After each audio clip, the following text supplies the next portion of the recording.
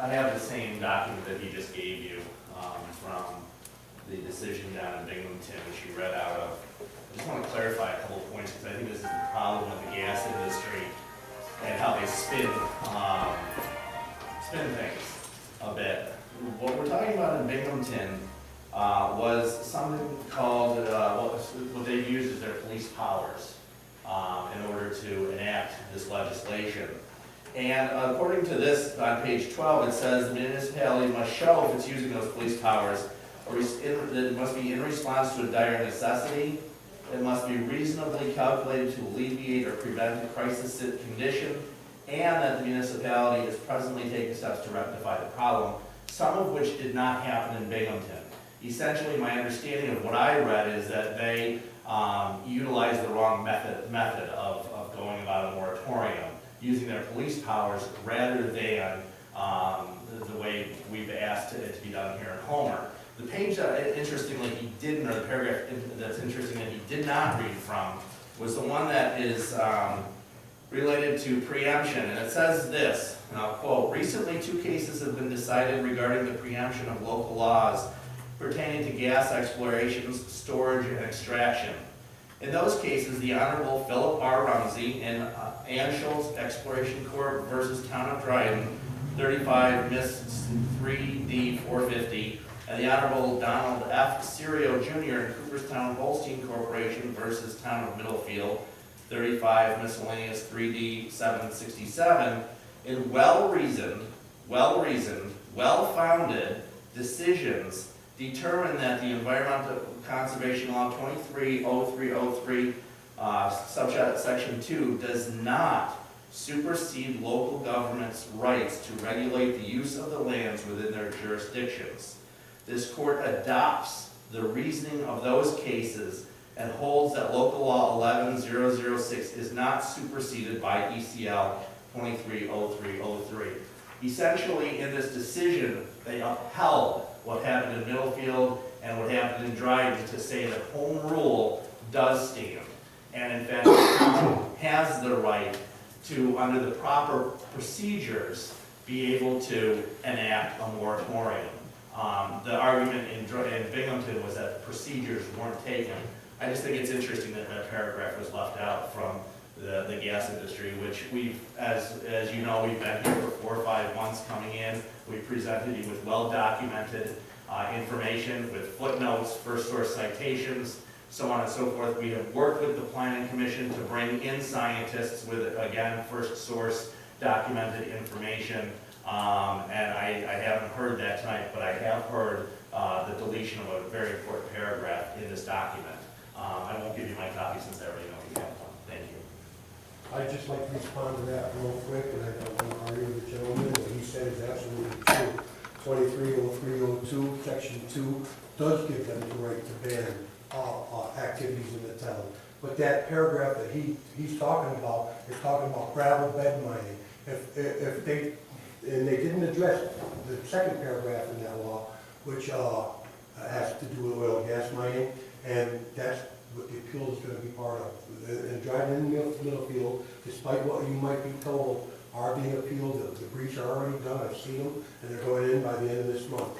So they are going to be appealed, and that law that he's talking about, he's 100% right. The judges were right saying that they have a right to ban gravel and sand mining in the town, but they do not. New York State law is explicit on this. They do not have the right to supersede state law, town by town, when it comes to oil and natural gas extraction.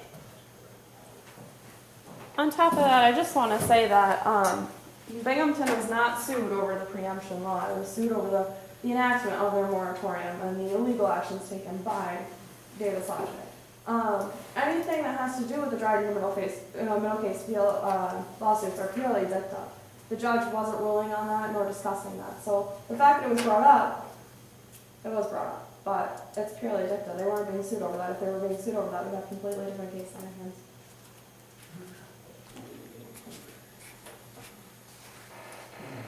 Can you state your name? Oh, sorry, I'm Rachel Colley. Can I say a word? Absolutely. Be sure. Let me ask some questions, and maybe somebody can answer these, because we've been a resident of the town of Homer since 1972. And we've been a landowner up there. We've been solicited a number of times to have the acres, which we own next to our house, which is roughly 6 acres, to join in with other people in fracking. We've never responded to it because we're against fracking right up front.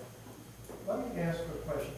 When they frack and they put the chemicals, which are carcinogens, down the well, and they put sand with it and they force it down with water, where does that water come from? Does it come from our aquifers? Does it come from our river? And are they draining our supply of water when this happens? That's one question. Secondly, has the town researched in the previous meetings? There was a gentleman who indicated that the faults under Cortland County have not been looked at since 1940. Has there been any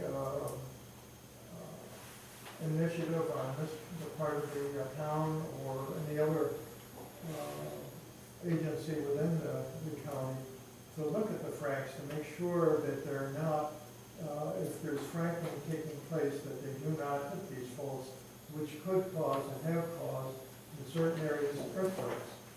Has anybody addressed that issue? So these are just a couple of questions, and we are concerned with our water supply. We are on a well, Cosmos Hill, Cosmos Heights, the whole town, Homer almost, are on well. So we are concerned, and we want some confirmation that our water will be clean, our air will be clean, and that we are concerned. And we're not beating the drum, but we want some answers, and we want to have some sort of ability. We're going to have a water test done for $600, and a bunch of other people in the area are doing the same thing. So we have a base to know what our water is like. When that is done, we will have a base. Now, if that base deteriorates, then we have some recourse against whoever. So we're concerned with our rights. We're concerned with where the water's coming from for fracking, where they're going to deposit the wastewater. We understand, I called a town in Pennsylvania where I understood that a lot of the wastewater from Pennsylvania has been dumped. And I was given the name of a company, and that company said they're cleaning it. I said, well, what percent? Well, you can't clean it entirely. So then they're putting it back in the rivers. And I'm thinking, whoa, that doesn't sound too good. So there are a lot of these questions. You hear them, this is legitimacy to it. Well, you go to the best source you know and you ask. And that's what we're doing, is coming to the best source we know and asking, because we have an interest in our home. We've lived here a long time. We don't want to have to move. And we don't want our neighbors' wells or our wells damaged. So there is a drilling company from Norway that's doing a lot of drilling. In Norway, they can't drill. It's prohibited, the whole country. So you say, well, wait a minute now, what's happening? So we hear a lot of things, whether we're as intelligent on this or not, we're trying to develop an intelligence. And we're trying to get answers so that we know which way we're going if this takes place. Thank you. I'd like to address a few of those questions, if I may. Sir, I can't address a question about when the last time your faults were tested, but as far as where the water comes from, the water does come from rivers. It will not come from your aquifer in Chapter 6. Will they come from our local river? Yeah, it can come out of the river. And unless the river flows below 8 gallons per minute, then they will not take it out of the river. And our river flows right now. The amount of water used in hydrofracking by the gas companies is less than what's being used on a golf course, less than what's being used in a pool. Where do I get this information? I don't see. I will give you that information, if you can, do you have an email address? I certainly do. If you write your email address down, I'll send you all kinds of information that comes from the United States Geological Society. Yeah, we need independent, Yes, that's not from my side, that's not from your side. That's right out of the United States Geological Society. No water, no aquifer will be drilled. If you look at mitigation chapter 6 of the SKI's draft, because right now, they haven't been released, so it's not regulation yet. But in the draft, no aquifer will be penetrated or drilled into by, no town serving aquifer will be penetrated or drilled into by a drilling company in New York State. That will not happen. They'll have to go away from it and come back under it, 5,000 feet below the ground. Now you asked about the water. They are recycling. Tarm Industries, is that the industry you're thinking of? Tarm Industries, I went up there and took a tour of their facility with Broome County legislator named Julie Lewis. We went up there, we took a tour of Tarm Industries. We saw a truck come in. They had radioactive meters there to tell if the waste was radioactive. where are they taking it? What they're doing there, Tarm Industries in that town, is it comes in, they recycle it 100%, they remove the total solids. The solid, they're right there at Tarm Industries in Williamsport, Pennsylvania, and they're building one in Elmira. They just bought 6 They have one, the one I'm referring to is in Lancaster. Okay, well, they're all over the place. They're also mobile units. They can now drive them right to the drill site. The health department is talking about closing them down. Well, I don't know the facts on that one. I can't tell you the facts on everything. I can tell you the facts of what I saw. And I went and I took this tour of Tarm Industries, and what they're doing is they're removing the solids out of the water, and that they make like a pie, and that's exactly what you call it, a mud pie, I guess. And it's a dry cake, and instead of putting plastic over the landfills, where we dump our garbage, they're using this stuff. It's non-radioactive, and it has no chemicals left in it. It's treated, it's just a total solid. This firm said that they cannot totally take out the carcinogens. But the recycling, they can't, but they are recycling the water so they can use it from well to well to well. So they're not using as much water, they're reducing truck traffic by 70%. What wells are you talking about? The wells in Pennsylvania. Fracking, what you're talking Yes. about. So they're reusing it there. They're recycling 100% of their flow back. Well, it's interesting that our wells in the corner that we're talking about do not come from the aquifer. They come from groundwater and underground rivers, which are fed by the Taya, we never can say that. So, there you go. So that concerns me is if they would be taking millions of gallons out of that river, which is actually supplying the lines to our individual wells, which are already stressed because of weather and problems that we're having now because of no snowfall in the winter. That's a good point you made. Like there's a lot of people in New York last summer who, because of this issue, went out and tested their wells by turning on their faucets and they lit on fire. And yet there's no drilling activity around them. Because when the water in an aquifer goes down, methane gas is released into a lot of aquifers that way, and it comes up with water that's left. In 30-something years, we haven't had that happen. In 30 years, how many times have you tried to set your water on fire? Yeah, but we've never had the main river, which feeds Swanton County during the year. So that, I mean, large amounts of money coming out of that river, large amounts of water coming out of that river really concerns me, because that's the mother river of all rivers around here. The SRBC has fences, I guess, in place that will protect you from low water levels. Water withdrawal will stop if the river falls below 8 gallons per minute flow rate. And that's a lot of water, 8 million gallons per minute. Through the state, if you even want to take 1 gallon of water out of the river and you work with any type of industrial company, you have to file your permit, you have to talk to them, and they can say yes or no, even if it's just 1 gallon. So it'll be regulated very tightly by the state. Get out of our river. Truck it in? Pardon? Would you truck water in rather than taking it out of the river? Our area, unfortunately, our area is 20% covered with water on the surface, 80% beneath the surface. We have a lot of water in New York State. Well, we don't here. Our well is, we got about 4 gallons a minute, and we don't want that disturbed. They won't disturb your well. I You can't guarantee it. I can't guarantee it, but I've been on probably 300-400 different well sites, talked to the people who live there. and only one person had a problem, and that was mitigated. I'm not, like I said, it's not a problem-free industry, no industry is. Well, we have recently, not to prolong this discussion, but just to make a point, we recently attended a meeting here in Cortland, and with a geologist from Canada. And she worked for the oil and gas company. Steinberger? I won't mention names, I'm not inclined to use people's names that haven't given me permission. She has had her house, fracking near her house, hydro fracking near her house. She said her dog wouldn't drink the water, he got sick, she got sick, and they wouldn't bring water in, they had the police come up to arrest her for putting signs up and things. And we went on for about an hour to do this, and here's a geologist. Let me address that for you. Now, you know, this woman could very well be telling you the truth.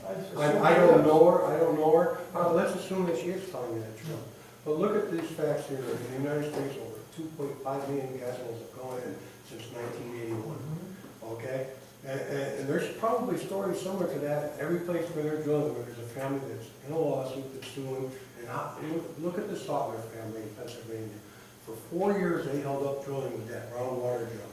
Okay, they held it up for 4 years and said, our water's been poisoned, it's got toluene in it, it's got diesel in it, and everything else.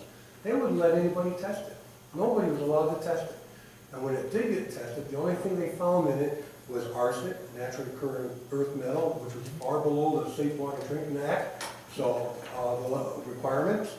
They found some barium, which is a naturally occurring earth metal, and that was far below the safe drinking water. The only thing they found was the methane was at 34.7%, I think, which is really way over the limit.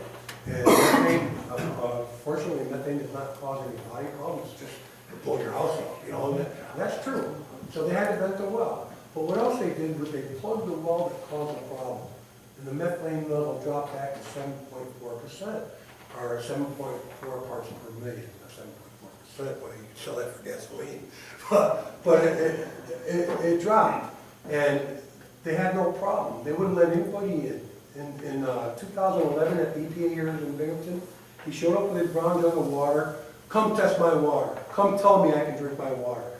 And he held that jug up and invited him. So the EPA took him up on his invite, and as long as they were there, let's test the other 61 litigants and complainants and see what their well water is like. All 61 wells tested, fine, okay to drink with the Safe Drinking Water Act, except for one well which had a high level of arsenic, a naturally occurring metal that's in the earth. Now, I don't know if it was caused by drilling or what, but one well out of 60 that had a high level of arsenic. I know there's going to be a lot of disagreement with that, but this is all from one of us.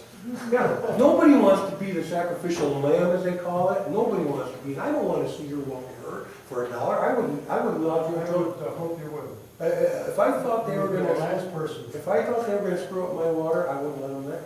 I wouldn't let them there. I've been on my land. I've been on my land 55, 60, going on 60 years. My parents were on there for way before I was, and my grandparents before I was. It used to be a 350-acre farm, and we had to sell it off because of the taxes and because of the long farming business. So I got 5 acres left of it. I just want to raise a point about what he just said, just for clarification again, and I apologize that I had to look this up and I don't have a copy of it here, but we're on the fly. The gentleman, I apologize, I don't know your name, sir. Vic. Vic, Gary. Vic said that it's how many millions of gallons of water on a golf course? I said they can use more water. More water there on a golf, okay, so. And or in a cool flu. So a paper done by a Cornell professor on water. Is this a Harvard study? No, but it says water use on the average golf course is 300,000 gallons per day. In some regions, it can be less than 200,000 gallons per day. In some areas, more than 400,000. In comparison, this is from the New York City government website. So neither one way or the other. It says hydraulic fracturing requires up to 3 to 8 million gallons of water per frac. Right. There's a huge. I appreciate the fact that you're coming in and you want to make money because we've heard. No, it's not about about That's money. the only thing you mentioned though, is money and the economic benefit of it. No, it's not the only thing I mentioned, and I take that personally. That's not the only thing I mentioned. I'm giving out facts here, just like you are. $300,000 a day we do a golf course, 365 days a year. How much water is that? I can do the Well, math. you do the math. But we're talking about 3 to 8 millions per frac job. How many frac jobs are they gonna do in Cortland County or in the town of Homer in a year? How many frac jobs are they gonna do in New York State in a year? It's certainly gonna be, a well is gonna be fracked more than one time. Right now, there's only 200 well drilling rigs dedicated Right to the northeast. Yeah, right now, there's only 200 in this area, in Pennsylvania and Ohio, there's only 200 rigs. Because wet gas is far more valuable than a drilling well down in the Balkans and down in Texas. If gas goes up to $10 per MCF, I'm sure they'll bring a couple hundred more rigs. But with 400 well rigs, it takes, I think 16 days now to drill a well. They have it down to 16 days to drill a well. So they're gonna drill one well every 16 days in 200 different locations. That's not that many. I got a question. Right, I just want to clarify about the facts that you're presenting a lot of information, but you don't have any concrete data in front of you. Well, look this up. Indian Point Nuclear Power Plant has 2 40-foot water intakes. They kill 1.5 billion fish a year. The river's been polluted with radioactivity. Look that up on your computer while I'm standing right here. I'm not making this up. This is fact. And that has what to do with hydrofracking? Well, the fact that natural gas doesn't use kill 1.5 billion fish a year. The chair would like to hear from other people in the audience. Thank you.